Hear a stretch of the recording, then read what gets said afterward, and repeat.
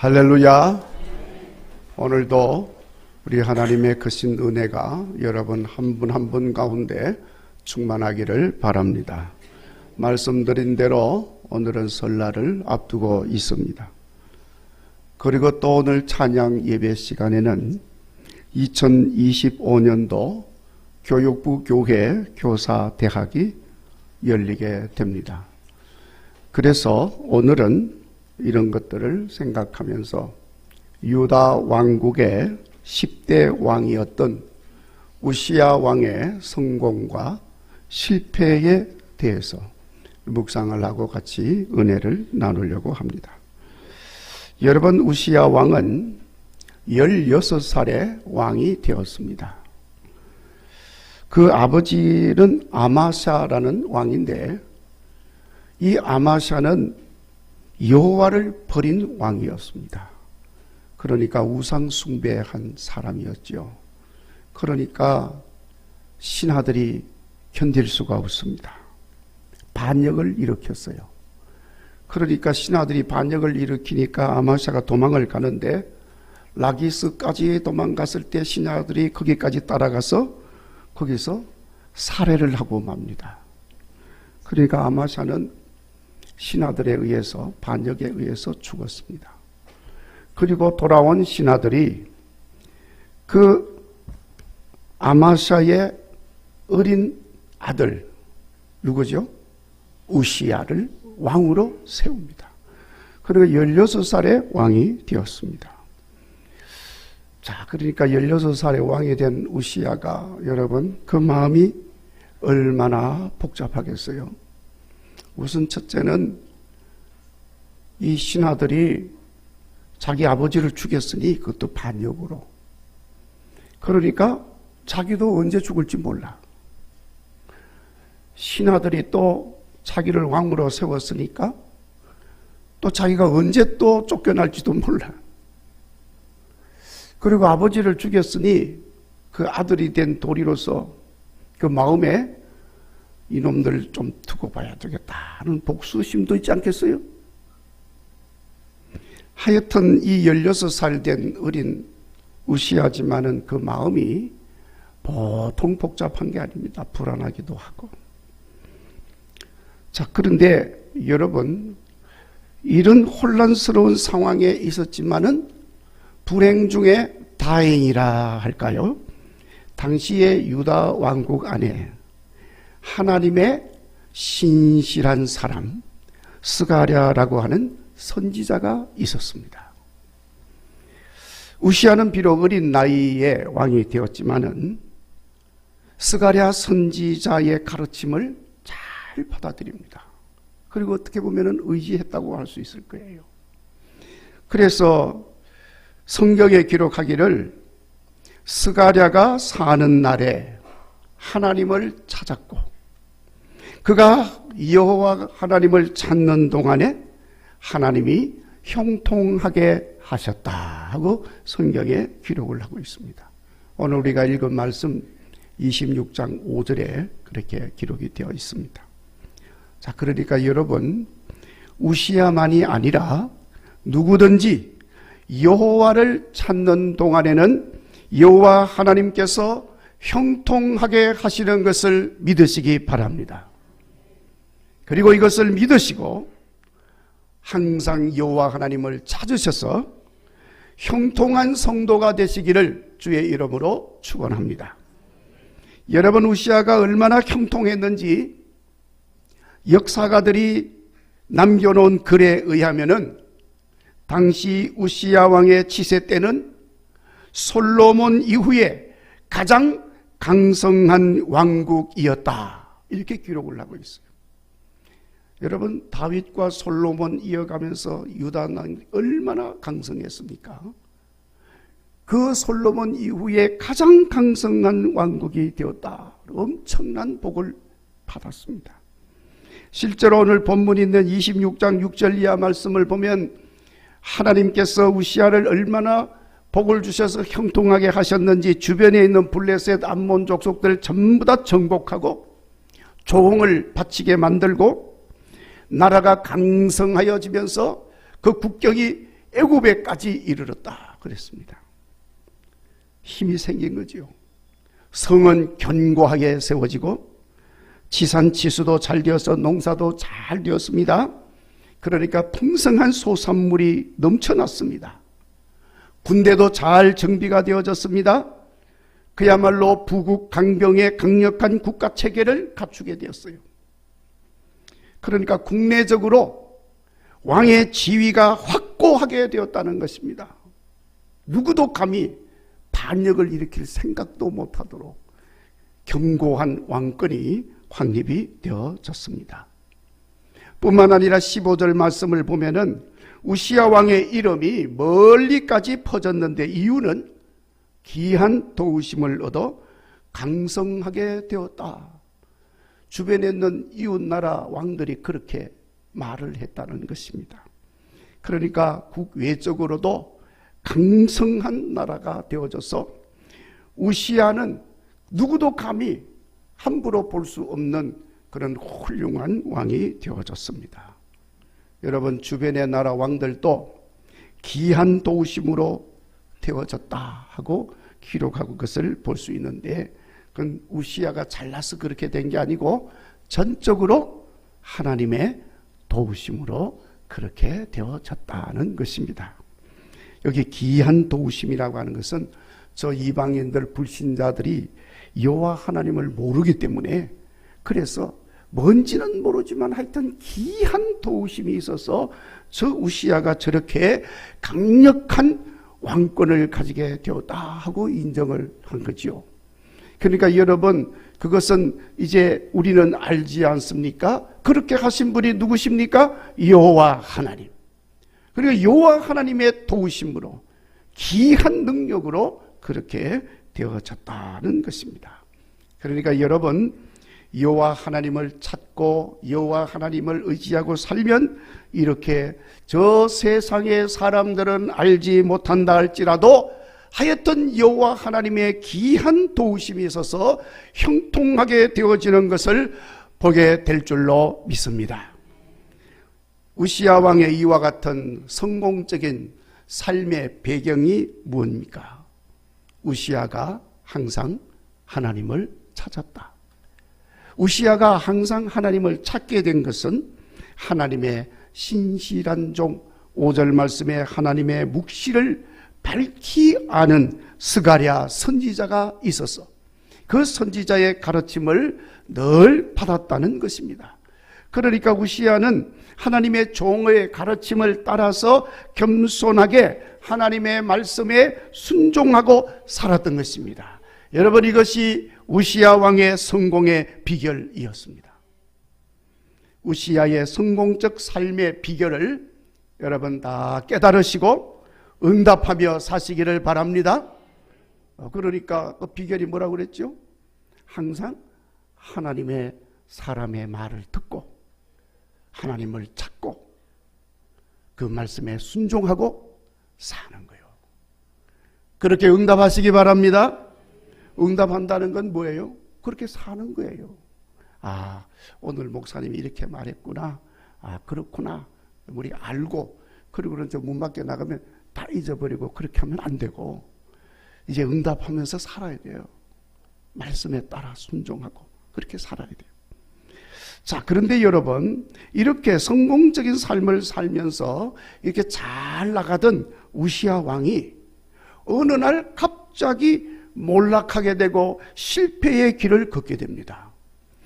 오늘 봉독한 본문의 말씀은 우시야 왕의 실패와 몰락에 대한 이야기를 기록을 하고 있어요.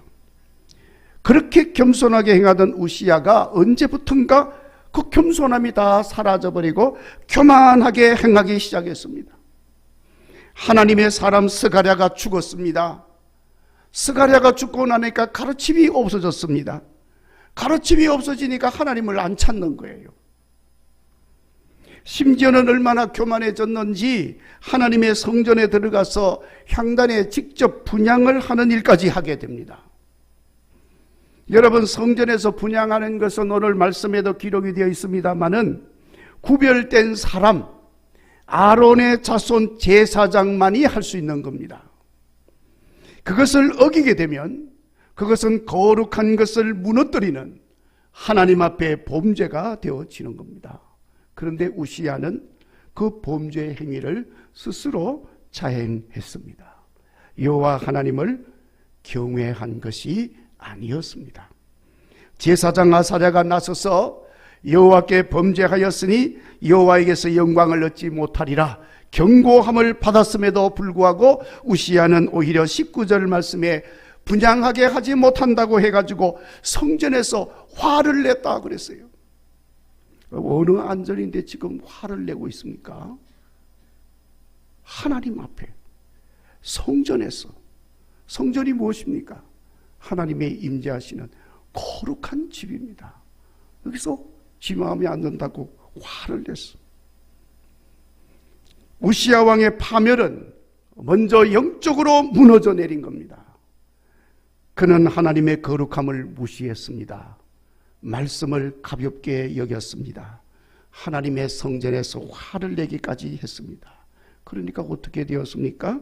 그 즉시로 19절 말씀에 여호와의 전한 향단곁 제사장들 앞에서 그의 이마에 나병이 생겼다 그랬어요. 하나님이 즉시로 그 육신을 친 것입니다. 육신적으로 파멸하게 된 겁니다. 20절 성전에서 쫓겨났습니다. 그리고 왕궁에도 거하지 못하고 별궁에 갇혀 지내게 되었습니다. 당연히 나라도 다스릴 수가 없게 되었습니다. 21절에 우시야는 죽는 날까지 나병 환자가 되어서 별궁에서 지내게 되었다 하고 기록하고 있습니다. 여러분, 우시야 왕이 죽는 날까지 나병으로 인하여 별궁에 갇혀 살았다고 하는 이 말은 우시야는 그가 하나님 앞에 범죄한 모든 행위에 대해서 전혀 회개하지 않았다는 것을 말하는 거예요. 여러분, 우리가 앞에서도 보았습니다마는 하나님이 우시야를 얼마나 사랑했습니까? 그를 강성하게 만들어 주었습니다. 형통하게 해 주었습니다. 이름을 널리 퍼지게 해 주었습니다. 귀한 도우심을 받는 자로 누구든지 다 인정하는 자가 되었습니다. 자, 그러면 여러분, 지금 나병 환자가 되어서 아무것도 할 수 없는 자가 되었다면 깨달아야 되는 거잖아요. 그리고 겸비한 마음을 가지고 회개해야 되지 않겠습니까? 그러면 하나님은 자비로우신 하나님이시기에 그를 용서하여 주시고 은혜 베풀어 주시고 회복시켜 주시지 않겠습니까? 아멘? 까짓거 여러분 나병쯤이야 뭐 아무것도 아니죠. 여러분 성경에 보면은 하나님께서 그 나병을 낫게 해주신 사람이 한두 사람이 아니에요. 심지어 여러분 저 아람의 군대 장관 이방인인데 나만 위시해서 많은 사람들 나병 환자들 고쳐주었어요. 그런데 여러분 영적으로 무너진 우시야는 회개하지 않았습니다. 죽을 때까지 회개하지 않았습니다. 그러니까 그는 나병 환자로 격리되어 살다가 나병 환자로 죽었습니다. 나병 환자로 죽었기 때문에 죽었어도 역대 왕들의 묘실에 들어갈 수가 없었어요.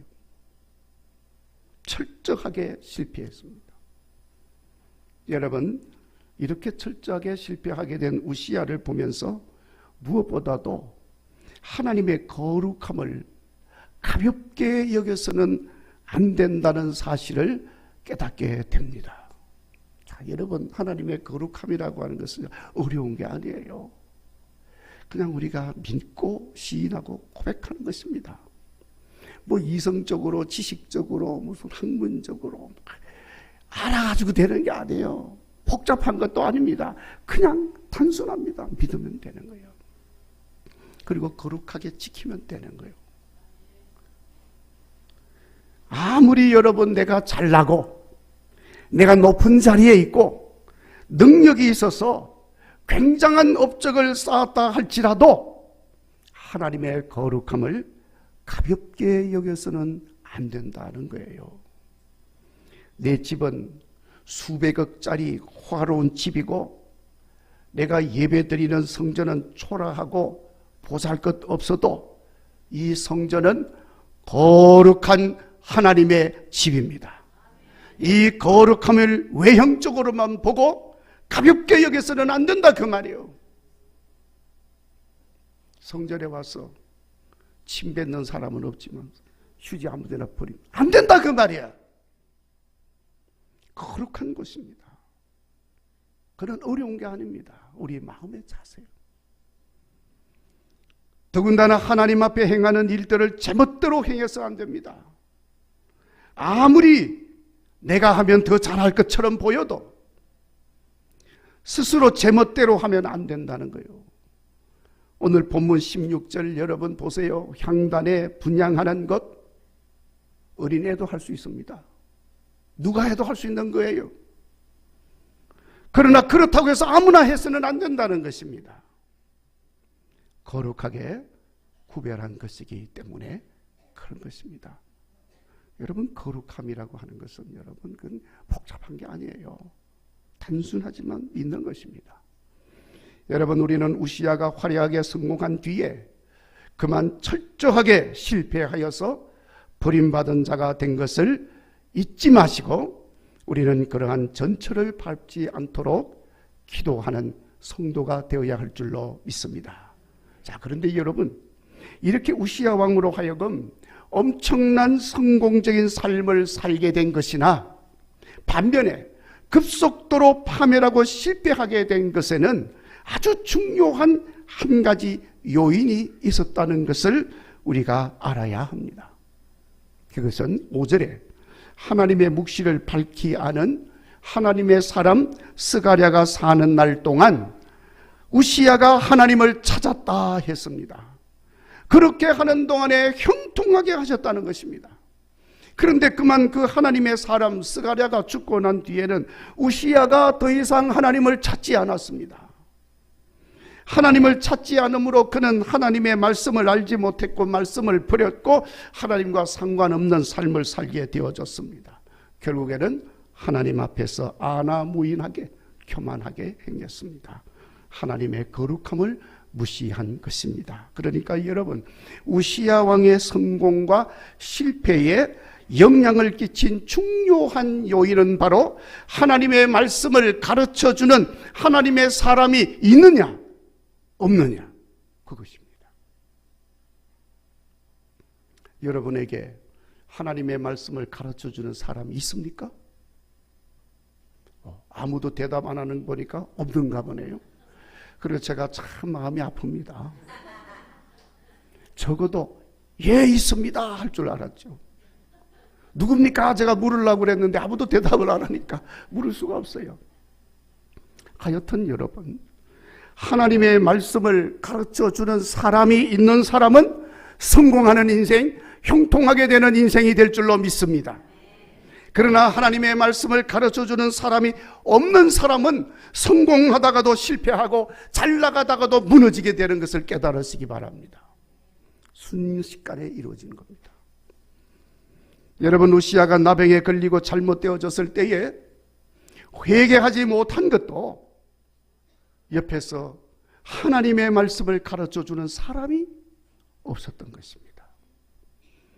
여러분 보세요. 다윗도 참 훌륭한 믿음의 왕이었지 않습니까? 그러나 다윗은 하나님 앞에 큰 죄를 범했습니다.